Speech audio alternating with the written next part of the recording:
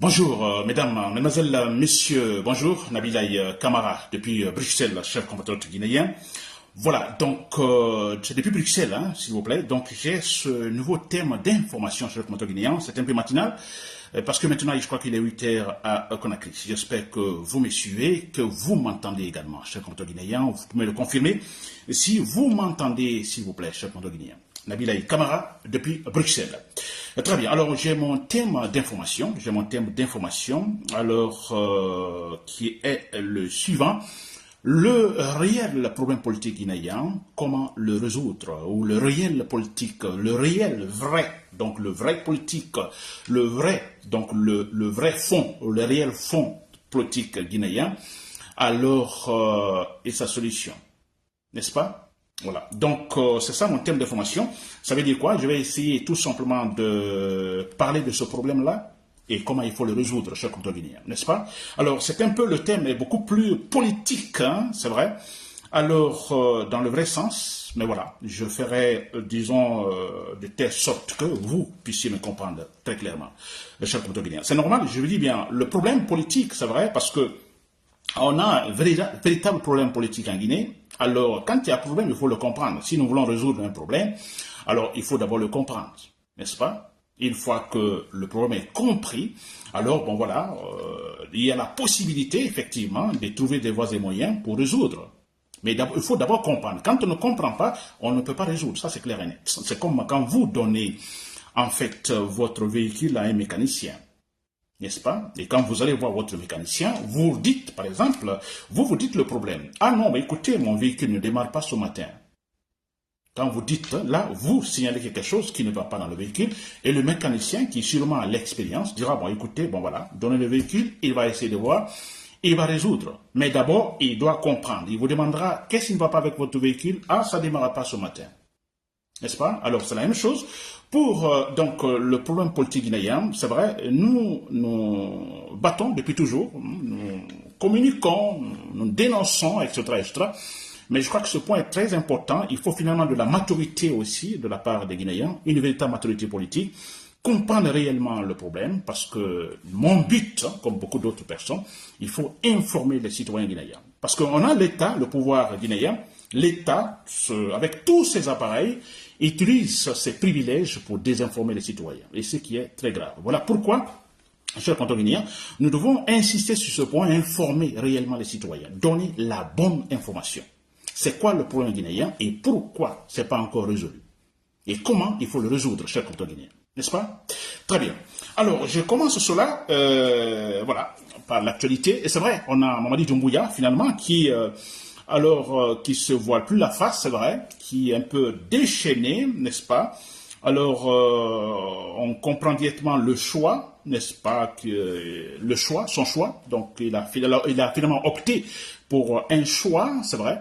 Alors, on a, par exemple, les membres du FNDC, cette plateforme politique qui sont actuellement arrêtés, Foneke Mangay et Mamadou Bilo, qui sont actuellement arrêtés, et d'autres, hein, finalement.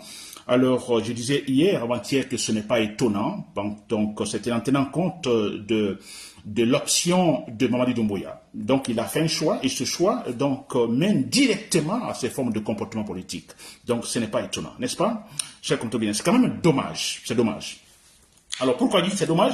Parce que, franchement, écoutez, nous sommes dans une transition.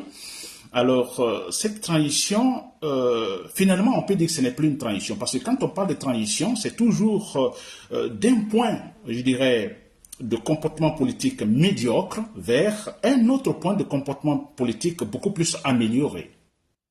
N'est-ce pas? Je prends par exemple, il y a eu des transitions, disons, au niveau, en fait, je dirais, général, pour ceux qui ont suivi ça dans les écoles, par exemple, on parle de la transition du féodalisme vers le capitalisme, non? N'est-ce pas? Il y a un changement ou de la transition disons, du socialisme vers la démocratie. Oui, il y a toujours, vous voyez, des étapes. N'est-ce pas? Et c'est dommage que nous, chez nous, en Guinée, on parle de la transition. Cette transition, moi je dis, il ne faut pas l'appeler transition. Et une transition qui, c'est pas possible, une transition qui quitte d'un état d'un stade totalement médiocre vers un autre état, vers un autre stade médiocre, d'ailleurs pire, vous comprenez, ce n'est pas la transition. La transition, on doit quitter d'un point médiocre, d'un point bas, vers un point beaucoup plus haut, n'est-ce pas? Beaucoup plus compréhensible. Un point confus vers un point beaucoup plus transparent. C'est ça la transition. Mais ce qui se passe actuellement en Guinée, ça, ce n'est pas la transition. C'est clair. N'est-ce pas? Je dis bien, c'est dommage. C'est dommage parce que quand on parle de l'État, l'État, comme définition, c'est une forme d'organisation. Non? Je me limite là.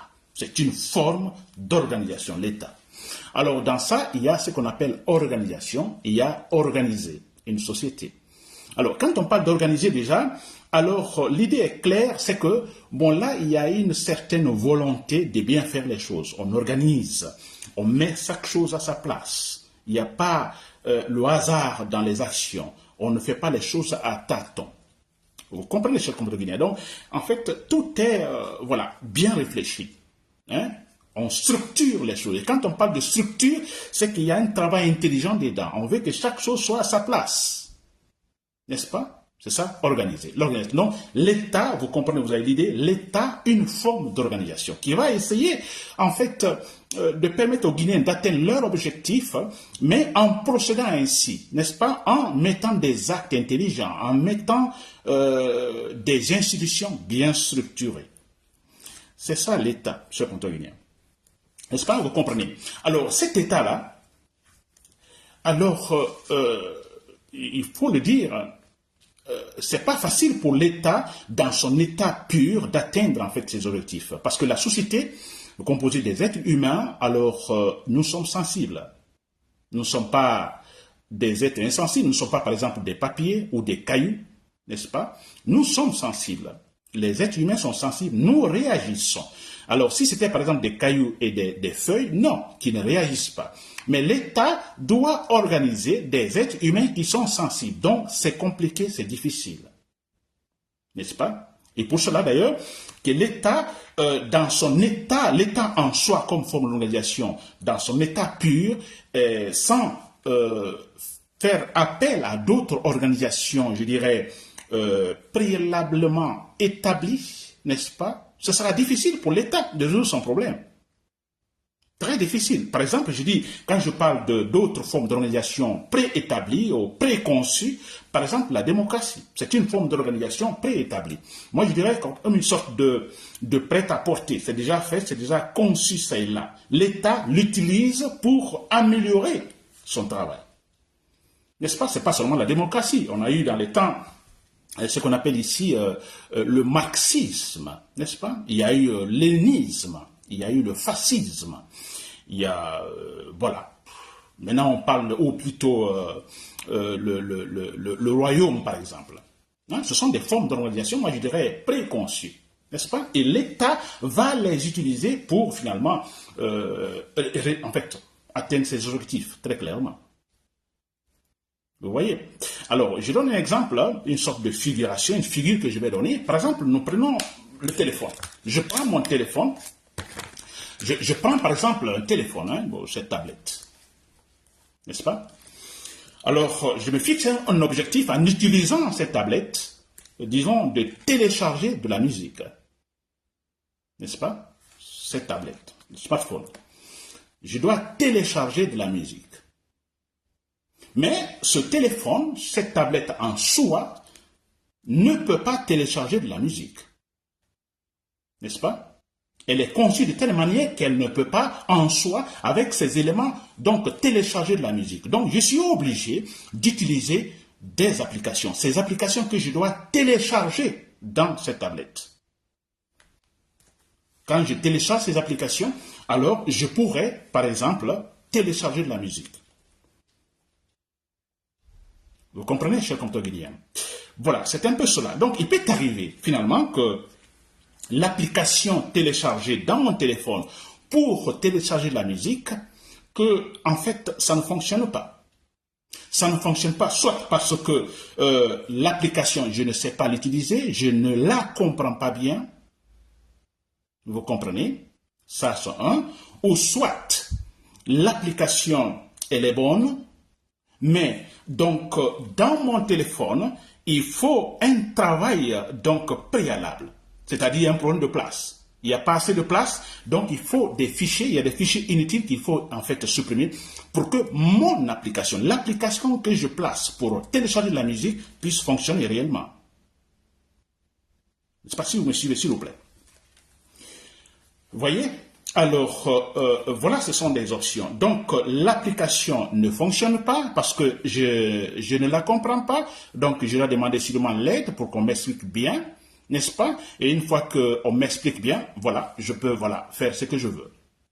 Ou bien, l'application, elle fonctionne bien, mais le problème avec mon téléphone, la tablette, il n'y a pas assez de place, n'est-ce pas? Donc, il faut supprimer des fichiers pour que je puisse avoir la place et télécharger l'application, n'est-ce pas? Voilà. Ou l'application, elle n'est pas bonne du tout. Oui, elle n'est pas bonne, c'est-à-dire que je comprends mieux donc la technique qu'il faut pour télécharger une application, je comprends mieux mon téléphone que voilà, problème de place, je peux supprimer sur mais c'est que l'application ne fonctionne pas là, je change l'application, je cherche une autre application, n'est-ce pas? C'est un peu comme ça l'État, chers compatriotes guinéens. L'État et la démocratie, l'État et les autres formes d'organisation politique que moi j'appelle ici, ce sont de prêt à former, plutôt prêt à porter. N'est-ce pas? L'État va utiliser en fait ces prêt à former, prêt à porter ou ces formes d'institutions politiques préconçues pour l'aider à travailler, à mieux organiser sa société. On a vu antérieurement des pays qui avaient opté, des États dans le monde, beaucoup de pays qui ont opté pour, par exemple, le stalinisme, en Union soviétique, par exemple, qui avaient choisi le stalinisme, donc une forme d'organisation préconçue, c'est-à-dire tout est déjà fait, vous prenez cette forme d'organisation politique préconçue, vous, en fait, l'appliquez dans votre État, permettant à l'État de mieux organiser cette société composée des êtres humains sensibles. N'est-ce pas? Alors, finalement, dans ces pays, par exemple, ça n'a pas fonctionné. Le stalinisme, finalement, ne pouvait plus fonctionner. Ou le fascisme ne pouvait plus continuer. N'est-ce pas? Même le royaume, ça ne pouvait plus continuer. Vous comprenez? Alors, il fallait finalement opter pour autre forme d'organisation politique préconçue. Et aujourd'hui, la majorité des pays aujourd'hui ont opté effectivement pour la démocratie. Vous comprenez, chers compatriotes guinéens? C'est cela. L'État en soi, dans son état pur, donc aura assez de problèmes pour organiser la société. Et c'est pourquoi nous disons, optons pour une autre forme d'organisation préconçue, telle la démocratie. N'est-ce pas? Très bien. J'espère que vous m'avez compris là. N'est-ce pas? Avec cette figure que j'ai donnée, le téléphone, le smartphone et les applications. L'État et les formes d'organisation politique préconçues. Alors, le problème maintenant en Guinée, c'est quoi? Depuis toujours d'ailleurs, Sékou Touré, Lansana Conté, Dadis Camara, Alpha Condé et maintenant avec Madi Doumbouya, c'est dommage, mais voilà, c'est la réalité. Alors, ils ont choisi, en fait, ils sont à la tête de l'État qui doit organiser la Guinée, mais en fait, ils ont préféré utiliser l'État dans son état pur, sans l'aide, sans des autres formes d'organisation politique préconçues. N'est-ce pas? Je prends par exemple Sékou Touré. Si Sékou Touré a fait un choix concernant la forme d'organisation, je dirais, politique préconçue, le socialisme populiste, ça oui. Mais le problème, c'est qu'en même temps, Sékou Touré parlait d'autres formes d'organisation politique, la démocratie, en disant que la Guinée est une démocratie, ce qui n'était pas vrai. N'est-ce pas? C'est comme si vous utilisez en fait votre smartphone, le téléphone, vous prenez votre téléphone, vous voulez télécharger de la musique, vous téléchargez une application, l'application elle est bonne, c'est vrai, elle est très bonne, vous l'installez dans votre téléphone, mais finalement, vous en fait ne l'utilisez pas, vous vous dites non, à travers mon téléphone même, en fait, je dirais, les éléments de mon téléphone. C'est à partir de ces éléments que je vais faire le téléchargement de la musique. Vous ne faites pas cas à l'application qui doit réellement télécharger de la musique. Mais oui, pourquoi vous ne voulez pas utiliser l'application? Parce que vous vous dites, ça a un coût, ça coûte cher, l'application. Alors vous vous dites, ok, vous prenez l'application, c'est sur votre téléphone, mais vous ne l'utilisez pas. Vous utilisez les éléments de votre téléphone qui sont pourtant incapables de télécharger de la musique. Et c'est ce que la Guinée a fait depuis. Avec Sékou Touré, on dit, ah, la Guinée c'est une démocratie. N'est-ce pas? Mais au fond, non, c'était à l'apparence. Au fond, non. Au fond, Sékou Touré a utilisé l'État dans son état pur pour organiser la Guinée. Ce qui est difficile parce que, comme je viens de le dire, la population guinéenne, en fait, la société, c'est des êtres humains sensibles, donc difficiles. Et voilà, Sékou Touré a plutôt passé par la méthode forte, la dictature finalement, imposé son idéal. Sékou Touré seulement ne l'a pas fait. Lansana Conté. Lansana Conté, bien sûr, on peut dire qu'il est le père de libéralisme politique en Guinée, c'est vrai, c'est avec son coup d'État, même si quelque part on peut dire, bon, il n'avait pas de choix, n'est-ce pas? Alors, Lansana Conté, effectivement, oui, il a dit la démocratie, il a dit, bon, l'État, il est chef de l'État, alors l'État, dans son état pur, ça ne peut pas organiser la société, il a dit, bon, je choisis la démocratie, donc le libéralisme politique, le libéralisme économique et tout ça, n'est-ce pas? Mais quelque temps après, bon voilà, Lansana Conté a... finalement, c'était de l'apparence parler de la démocratie. Il n'utilisait pas les éléments, disons, de cette forme d'organisation préconçue.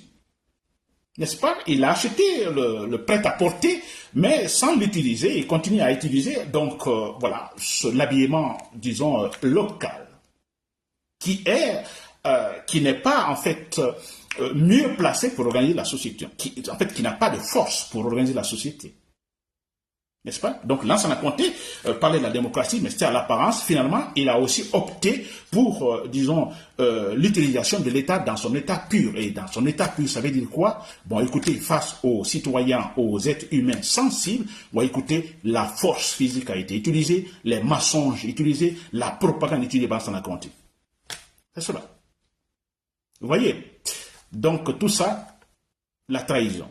Se mentir à soi-même, c'est ce qu'on a fait, Lansana Conté. Alors, on a vu Dadis Camara, bon, c'est la même chose, hein, c'était un départ, mais bon, voilà, on voyait que Dadis aussi voudrait plutôt l'utilisation de l'État dans son état pur, sans les formes d'organisation politique préconçues. N'est-ce pas? Alors, il y a eu Alpha Condé. Alpha Condé, c'est la même chose, l'apparence, la démocratie, mais au fond, il a préféré, il a opté pour l'État dans son état pur. Et là, qui ne peut pas organiser la société guinéenne. Ça, c'est clair. Soit, vous voulez organiser la société, mais en ce moment, en utilisant, parce que l'État dans son état pur, mais écoutez, c'est de la brutalité, parce qu'il n'a pas les moyens, l'État seul n'a pas les moyens d'organiser la société sans ces formes d'organisation politique préconçues. Ça, c'est clair. N'est-ce pas? Bon, voilà. Et Mamadi Doumbouya, voilà, malheureusement, lui qui vient d'arriver, alors, voilà, nous constatons très clairement, mais ça, c'est clair, ça ne se cache même pas, ça se voit tout de suite, il opte pour l'État, pour organiser la société guinéenne avec l'État, donc l'État dans son état pur, sans, en fait, l'aide des formes d'organisation politique préconçues. Hein, nous nous battons actuellement pour que Mamadi Doumbouya opte pour une forme d'organisation politique, c'est-à-dire la démocratie, pour pouvoir mieux organiser la société guinéenne. Mais non, malheureusement, vous voyez, 3 années déjà, presque 3 années, bon voilà, il y a un refus. Donc, nous voyons Mamadi Doumbouya, l'idéal, c'est utiliser cette forme donc de gouvernance, appeler l'État dans son état pur, chers compatriotes guinéens. Ce qui crée des problèmes. Alors, les conséquences, c'est quoi? Mamadi Doumbouya, maintenant, nous voyons comme il opte, ça c'est clair. On ne peut pas dire qu'il veut, il se prépare pour, disons, adopter, par exemple, une structure politique préconçue. La démocratie, par exemple, non. Presque 3 années, aucun acte n'est placé pour atteindre cet objectif-là. Aucun. D'abord, la Constitution, par exemple, ils disent à tout moment que la Constitution a été élaborée, mais jusque maintenant, absolument rien. Et là, c'est fondamental, la Constitution. Donc, rien ne nous montre ici qu'il veut effectivement une application n'est-ce pas, pour notre téléphone capable de télécharger de la musique. Non, il veut plutôt compter sur son téléphone pour télécharger, son téléphone qui va télécharger de la musique sans les applications. Et le téléphone en soi n'est pas capable de télécharger de la musique. La Guinée en soi, l'état politique guinéen en soi ne peut pas résoudre le problème guinéen. N'est-ce pas? Alors, qu'est-ce qu'il opte finalement? Pourquoi? Pour effectivement la non-conviction, c'est-à-dire il va diriger la Guinée sans convaincre les Guinéens, sans aucune conviction. Et là, les conséquences, vous savez. Alors, il est question d'abord d'utiliser des mensonges, c'est cela, des mensonges, de la propagande, de la démagogie, l'orgueil aidant, vous comprenez, de la force physique. Oui, c'est vrai. Et non la conviction, c'est-à-dire convaincre les Guinéens. Alors, convaincre les Guinéens, ça signifie quoi? Bon, on a voilà, une bonne majorité des Guinéens qui s'asseyent autour de la table, qui essayent de voir le problème, comprendre le problème, essayer tout simplement de travailler sur des points de différence et finalement trouver un point commun et travailler.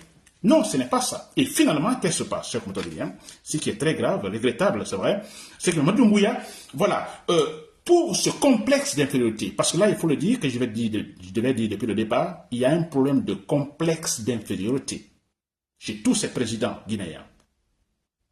Alors, quand je parle de complexe d'infériorité, c'est quoi? Alors, avoir le complexe d'infériorité, c'est que vous avez, il y a ce sentiment de se sentir inférieur face à certaines situations. N'est-ce pas? Alors, un président, comme on parle de président, un président qui a le complexe d'infériorité, alors, il ne veut pas de critiques, il ne veut pas qu'on signale ses points faibles, n'est-ce pas? Il veut toujours rester dans ce degré, le plus haut degré, je dirais, parlant de l'administration, le plus haut degré de la considération humaine.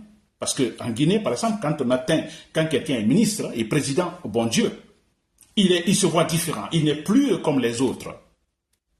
C'est fini, même s'il n'est plus ministre, donc il est déjà à la retraite. Ça me rappelle un professeur de philosophie en Guinée qui me disait cela. Actuellement, il est professeur de philosophie dans une université à Chicago, professeur de philosophie africaine à Chicago, n'est-ce pas? Je ne vais pas citer son nom.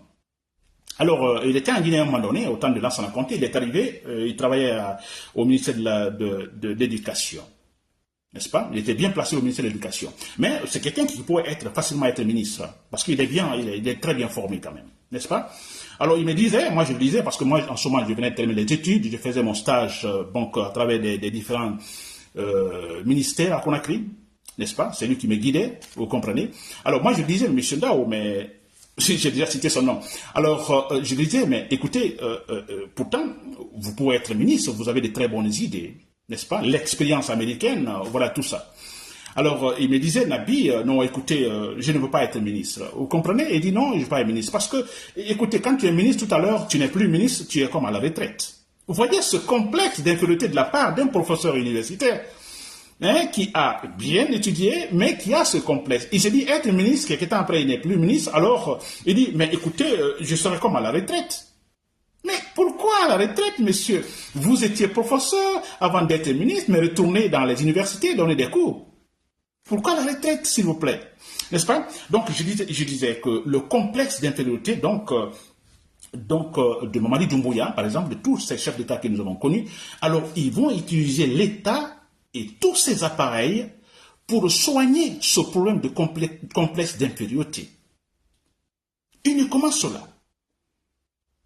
Pour soigner ce problème de complexe d'infériorité. Je vous l'assure, c'est ça le problème fondamental. Le monsieur s'est vu président de la République, mais il se dit, mais pourquoi je vais respecter des principes et perdre ce pouvoir?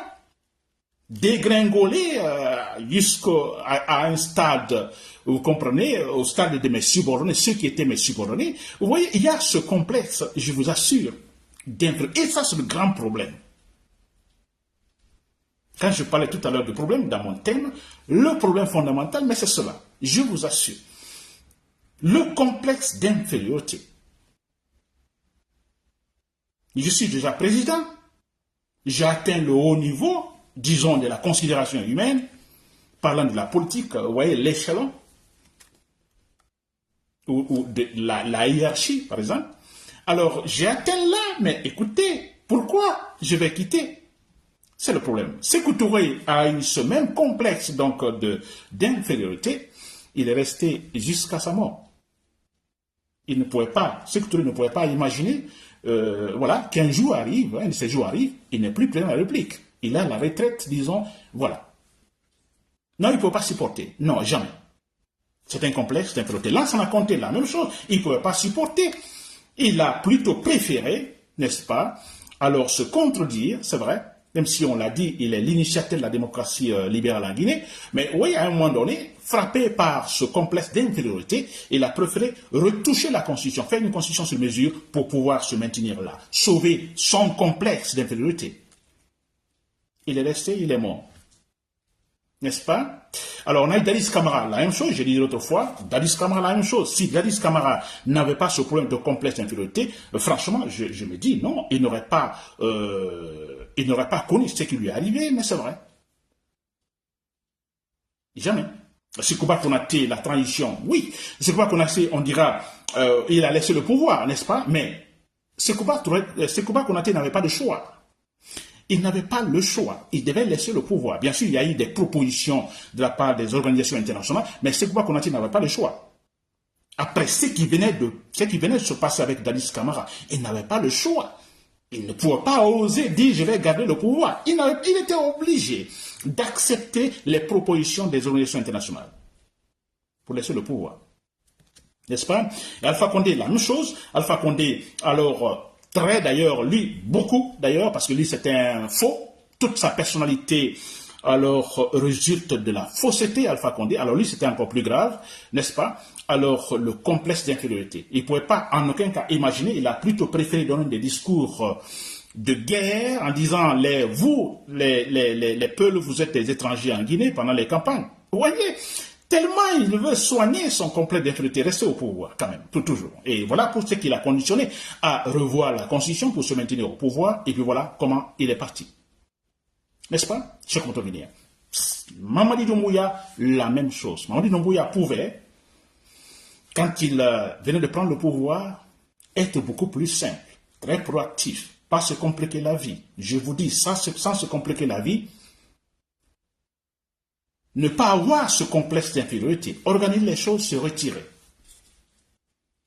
Non, finalement, il ne l'a pas accepté, ce complexe d'infériorité aidant, voilà ce qui va continuer. Lui aussi, il va se battre en utilisant tous les appareils de l'État, toutes les institutions de l'État pour soigner son complexe d'infériorité. S'il faut, il va tuer, il va massacrer les citoyens.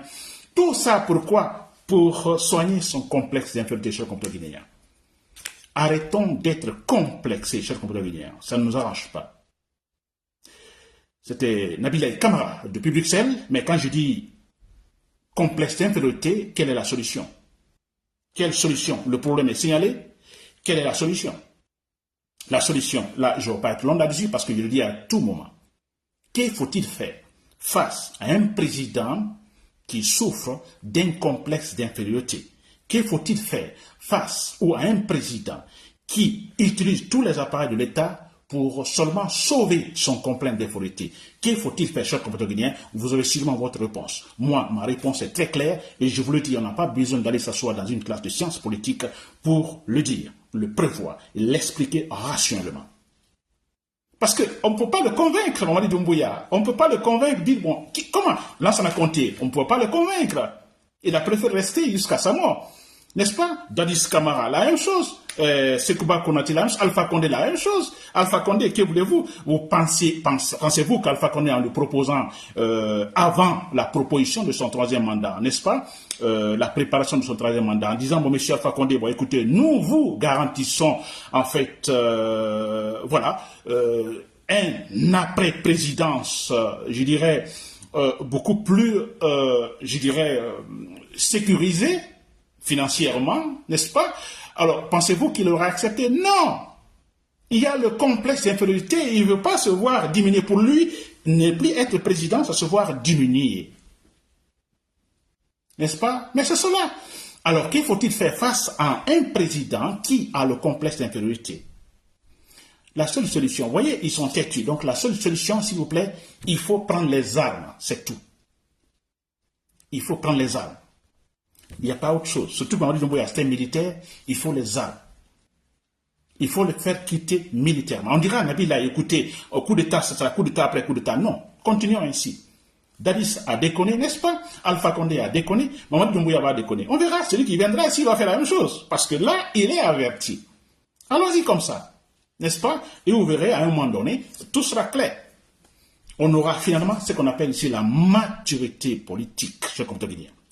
Donc, la solution, le problème, je l'ai expliqué, la solution, il faut prendre les armes. De toute façon, moi je dis les armes parce que un soulèvement populaire des civils, bon écoutez, nous sommes face aux barbares, donc c'est un massacre, n'est-ce pas? Je préfère donc un soulèvement dans l'armée ou de toute façon des options sporadiques, je vous assure, c'est cela la solution, tuer Mamadi Doumbouya. Je le dis bien, le tuer. Pourquoi ne pas le dire? Parce qu'il est en train de tuer les gens, massacrer les gens. Et regardez Foné Kemangue et Mamadou Bilo qui sont arrêtés, ils sont torturés. Allons-nous avoir pitié de cet homme? Jamais. Cher compte guinéen. C'était Nabil et camarades depuis Bruxelles. Merci pour l'écoute et bonne journée.